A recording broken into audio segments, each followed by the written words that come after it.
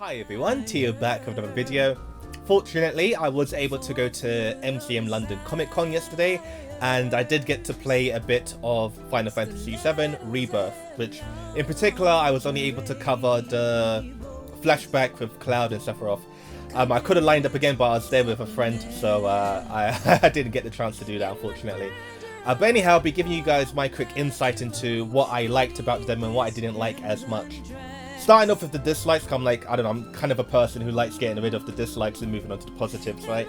So, one negative I found, for me in particular, was with Cloud's Punisher mode.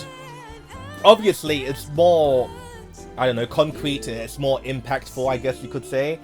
But one nitpick I had was that his Punisher mode, once you like transition into that, it has like a seamless combo where he swings left and he swings right, like a Dempsey roll from boxing, right? But he does that continuously, and there's no end to it.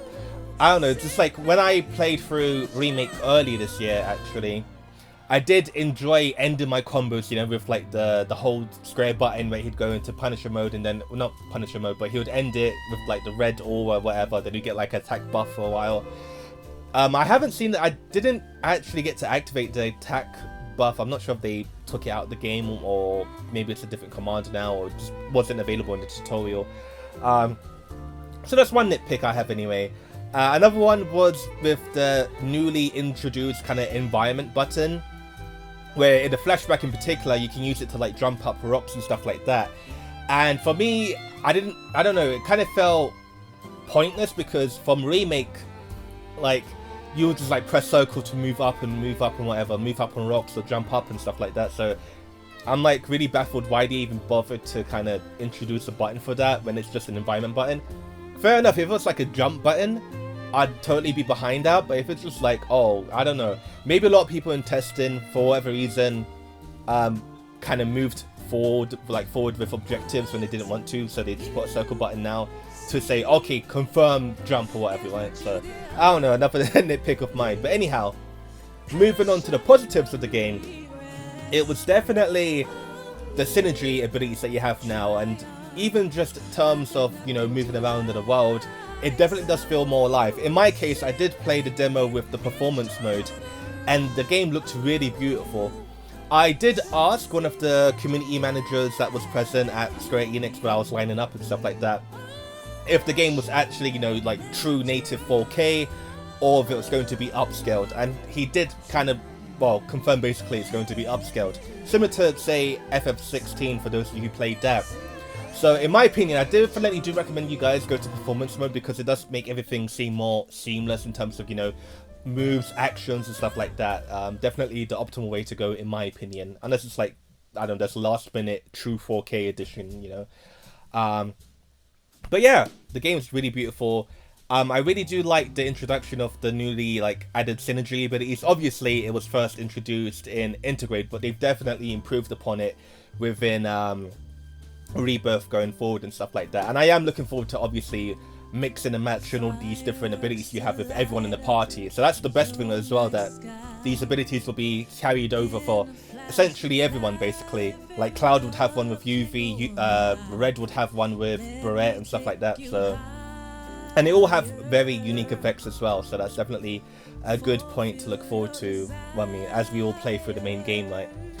And another interesting point, I'm still kind of debating at the moment if it's a good or bad point of the game. Obviously, we're probably going to have to play the full game in its entirety first, right, to give a proper evaluation. But it's actually the meter management you have now in the game with your materia.